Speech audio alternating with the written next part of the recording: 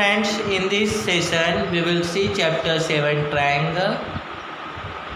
So chapter 7 is about congruency of triangle.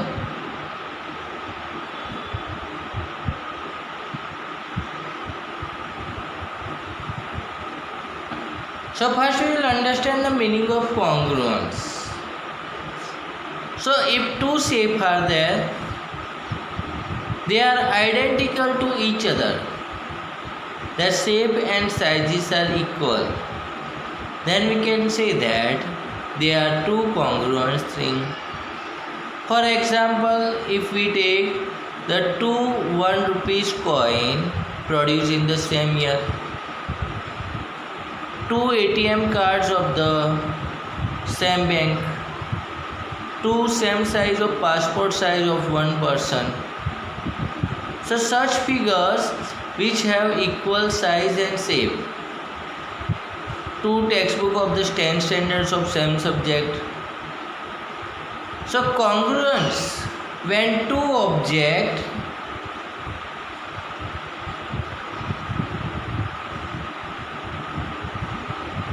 have same shape and same size,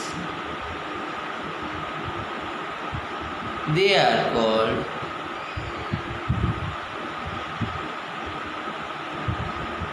congruence figure.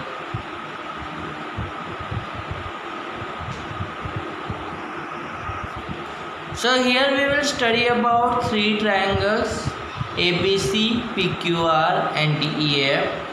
So we can say that AB is given 4.5 and here PQ is given 4.5.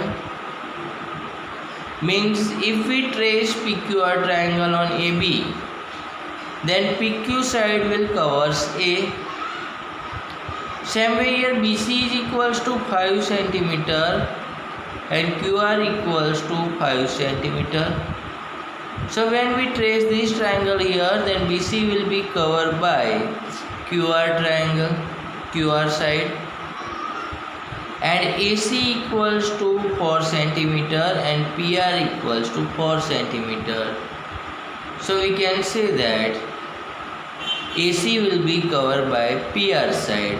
And so when we trace on it, then angle P will cover angle A, angle B will be covered by angle Q, and angle C will be covered by angle R.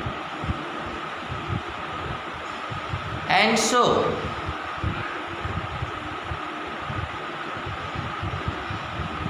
we want to say that angle A is corresponding angle for angle P, angle B is corresponding angle for angle Q, and angle C is corresponding angle for angle R. AB side is corresponding side to PQ, BC side is corresponding side to QR, and AC side is corresponding side to PR. And so we can write that triangle ABC it's similar to congruent to triangle PQR. This course written as such a way that corresponding parts remain in order, like angle A corresponding to P, B corresponding to Q, and C corresponding to R. And we can say that AB corresponding to PQ, BC corresponding to QR, and AC corresponding to PR. This we cannot write triangle ABC is congruent to triangle QPR because it will change that A and Q is corresponding, B and P is corresponding. So this way we cannot write triangle ABC correspondence triangle RPQ we cannot write.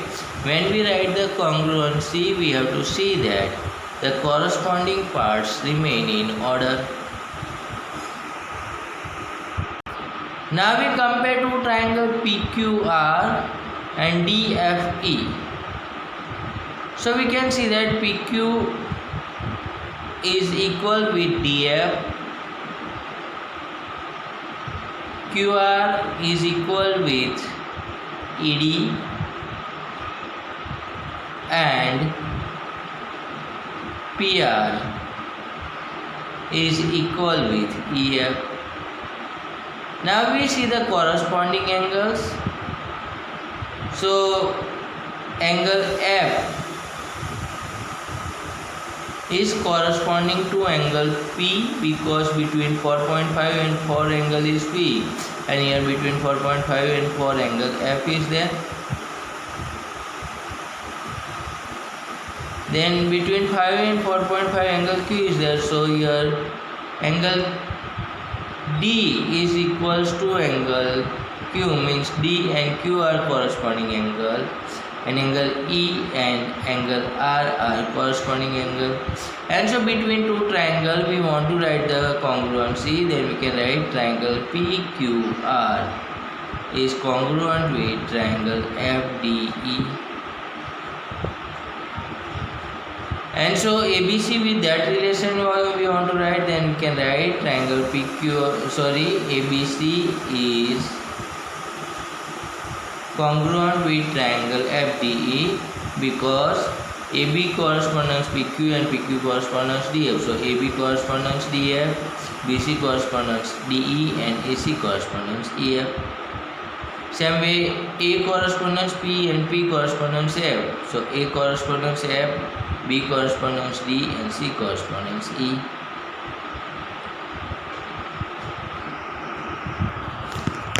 Let's we see some criteria for congruency of triangle. So criteria for congruency of triangle will give us idea about how the triangles can be equal. So when we need to check the congruency of triangle, we need to check the three sides and three angles. But sometimes instead of that, only some parts we check and we can decide. And so such results are called criteria for congruency of triangle. So here two triangles just given, that is one has the 1.8, 2.4, AB length 1.8 cm, BC length 2.4 cm, and AC length 3 cm. While DEF is given equilateral triangle of 3 cm.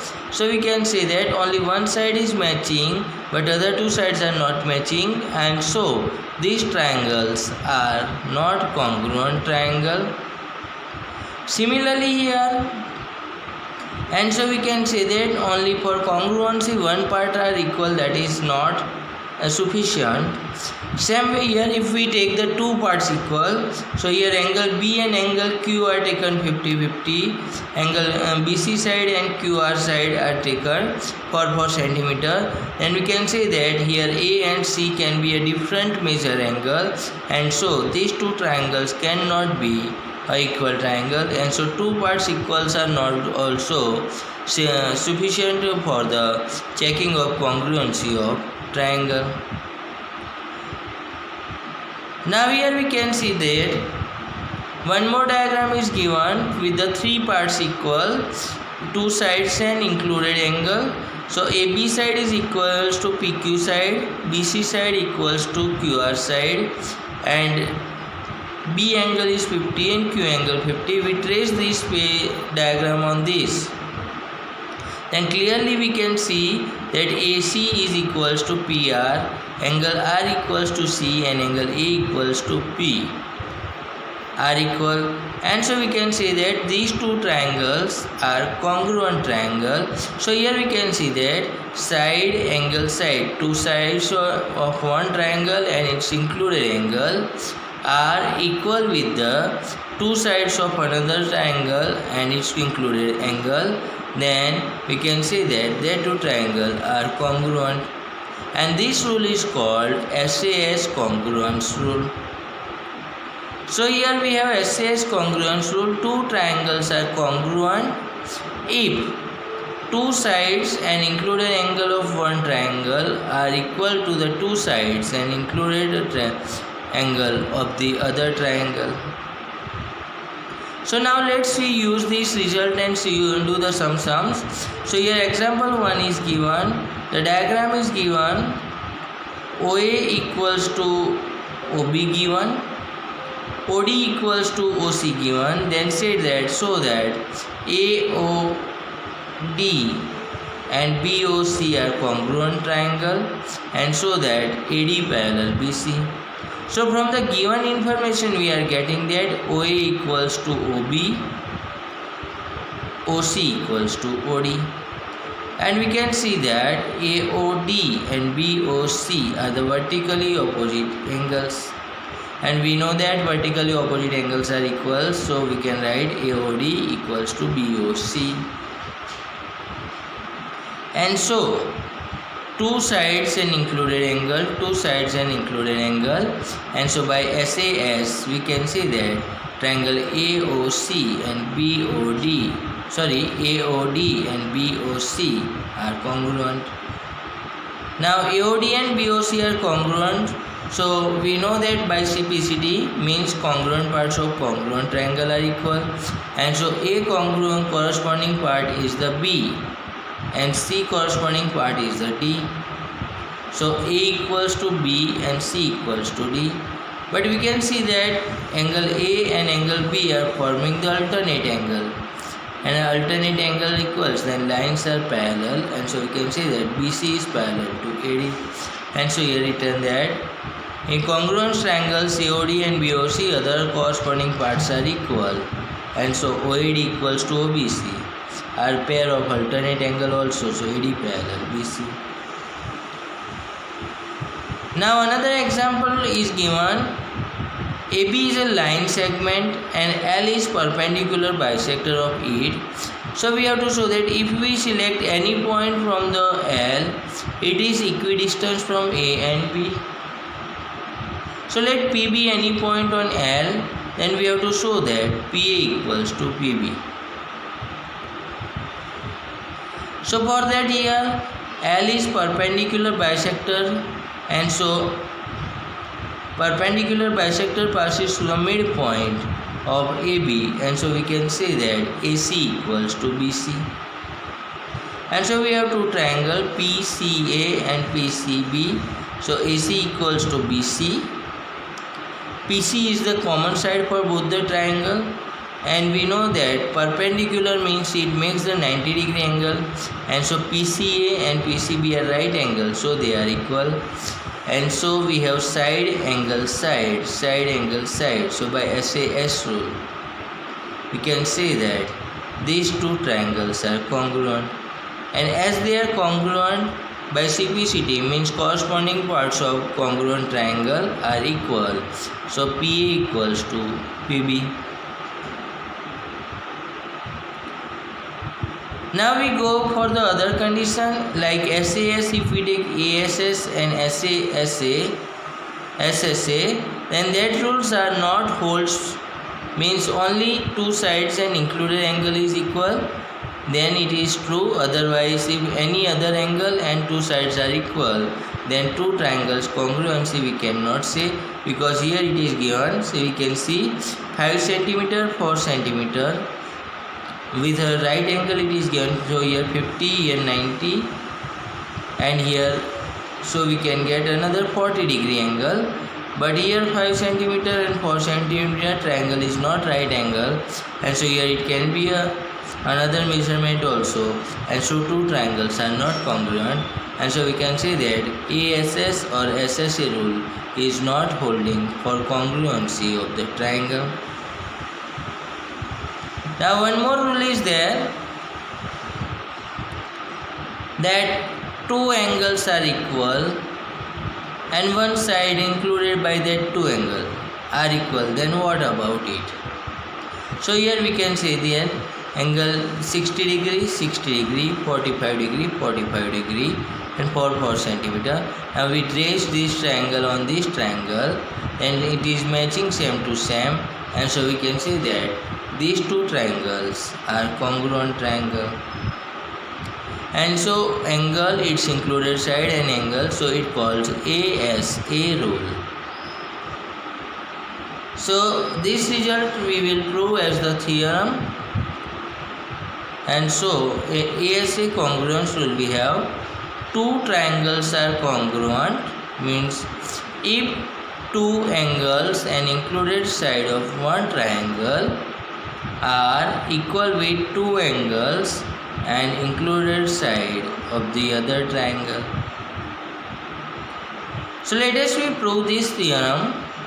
So for that we have two triangles ABC and DEF. For that we have selected angle B equals to angle E, angle C equals to angle F, and BC equals to EF. And so in the given information we have written angle B equals to angle E, angle C equals to angle F, and BC equals to EF. Now we want to show that ABC is congruent to DEF, and so prove that is written ABC congruent to EF. Now let angle B equals to E, C equals to F, and BC equals to EF. Then what about AB and DE? Whether they are equal or not. So we have two conditions, either AB equals to DE and AB not equals to DE. So first condition we take AB equals to DE. Then AB equals to DE, angle B equals to angle E, and BC equals to EF. So it becomes side angle side. So here it is written AB equals to DE, angle B equals to angle E, BC equals to EF. And so by SAS rule, these two triangles are congruent. Now the second situation we think, suppose AB is not equals to DE. Then we have more two conditions, either AB is greater than DE or AB is less than DE. So we select the condition that AB is greater than DE. Then AB is greater than DE, then when we trace this triangle on this, then we get one more point P, and such that PB length is equals to DE length. And P joined with C, then we are getting triangle PBC and DEF. So for triangle PBC and DEF, we can say that PB equals to DE as per our assumption. Angle B equals to angle E given in the question. BC equals to EF is given in the information. So again by SAS, we can say that PBC and DEF becomes the equal triangle, means congruent triangle. And as they are congruent, we can say that the angle PCB equals to angle DFE. But further we have written here angle C equals to angle F, means ACB equals to DFE.